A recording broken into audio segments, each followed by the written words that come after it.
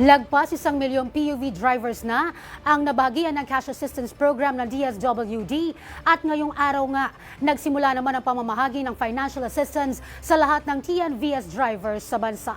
Si Crystal Ramezares para sa 13 sa tanghali. Yes, Crystal. Zay, matapos ngang mabigyan ng mga MC taxi riders nitong nagdaang weekend, mga TNVS naman o yung mga four-wheeled na ride-hailing app drivers ang tumanggap ngayon ng 5,000 cash assistance mula yan sa DSWD. Lagpas 1 milyong PUV drivers sa buong bansa ang natulungan ng DSWD sa ilalim ng kanilang cash assistance program. Matapos ang mga jeepney, TODA at MC taxi drivers, mga TNVS drivers naman ang kasalukuyang benepisyaryo. Isa si Fernando Gregorio Jr. sa mga nakatanggap ng ayuda na agad niyang nakuha sa payout side. On the spot naman, bibigyan naman po nila yung ating 5,000. So ayun, happy po ako at happy po ang lahat.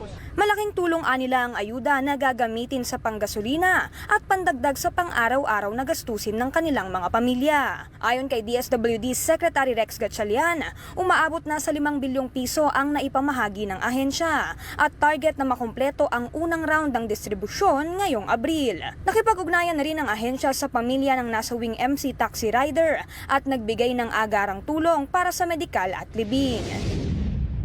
Ako personally nagpunta ako, kasama ko yung pamilya buong umaga kahapon. We took care of the medical, pati na rin yung burial arrangements and yung mga iba pa nilang kakailanganin. We're in constant communication, yung mga social worker namin kasama nila. Dahil sa sobrang init ng panahon, tinitingnan na rin ngayon ng DSWD na gumamit ng e-wallet transfers para hindi na kailangang pumila. Itong yung mga TNVS, yung mga MC taxi, yung mga service delivery, meron niya mga e-wallets eh. So now na mataas na yung confidence level namin dun sa listahan kasi na-validate at na-verify na namin sa first round, we will start doing e-wallet transfers sa mga succeeding rounds. Paalala ng DSWD, valid driver's license at photocopy lang nito ang kailangang ipakita sa mga payout site. Wala rin katotohanan ang kumakalat na kinakailangan umano ng certification mula sa COMELEC para makakuha ng cash aid.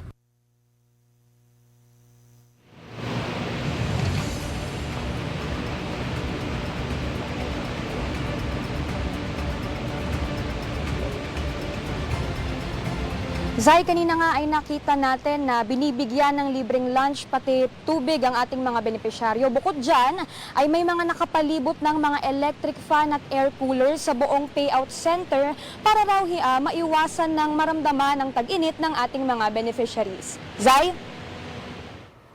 Maraming salamat, Crystal Ramezares.